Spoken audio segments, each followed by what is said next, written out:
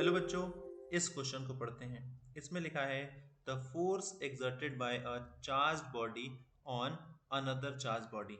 यानी ऐसा हो सकता है कि एक कोई पॉजिटिव चार्ज बॉडी है, किसी दूसरी पॉजिटिव चार्ज बॉडी के पास रखी है, या एक कोई नेगेटिव चार्ज बॉडी किसी नेगेटिव चार्ज बॉडी के पास रखी है, या हो सकता है कि एक पॉजिटिव चार्ज और एक नेगेटिव चार्ज बॉडी एक दूसरे के पास रखी है।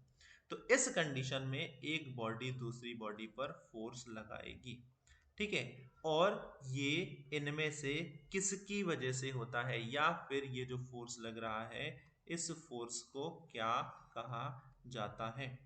ऑप्शन वन कह रहा है ग्रेविटेशनल फोर्स। तो बच्चों हमने पढ़ा था कि ग्रेविटेशनल फोर्स किसी भी दो बॉडी जिनमें कोई मास होता है तो उनके मास के कारण वो दोनों बॉडीज एक दूसरे को अपनी तरफ अट्रैक्ट करती हैं।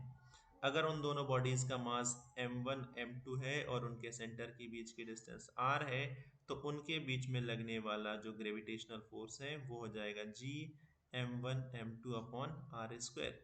यानी ग्रेविटेशनल फोर्स मास की वजह से लगता है। सेकेंड ऑप्शन कह रहा है इलेक्ट्रोस्टैटिक फोर्स। तो ये बिल्कुल करेक्ट हो जाएगा, क्योंकि दो चार्ज बॉडीज के बीच में लगने वाला जो फोर्स होता है वो कहलाता है electrostatic force. Option two correct हो जाएगा। थर्ड ऑप्शन की अगर हम बात करें कांटेक्ट फोर्स, तो ये तो टाइप्स ऑफ फोर्स है। दो टाइप के फोर्स होते हैं, एक कांटेक्ट फोर्स एक नॉन कांटेक्ट फोर्स। और उस कांटेक्ट फोर्स में भी अगर हम बात करें तो एक होता है हमारा बच्चों फ्रिक्शन फोर्स और एक होता है हमारा मस्कुलर फोर्स। फिर यहां पर अगर हम बात करें non contact force option four, तो ये भी क्या है टाइप्स ऑफ फोर्स है। और नॉन कांटेक्ट फोर्स के भी टाइप्स होते हैं, जैसे ग्रेविटेशनल फोर्स, इसके अलावा इलेक्ट्रोस्टैटिक फोर्स, इसके अलावा मैग्नेटिक फोर्स।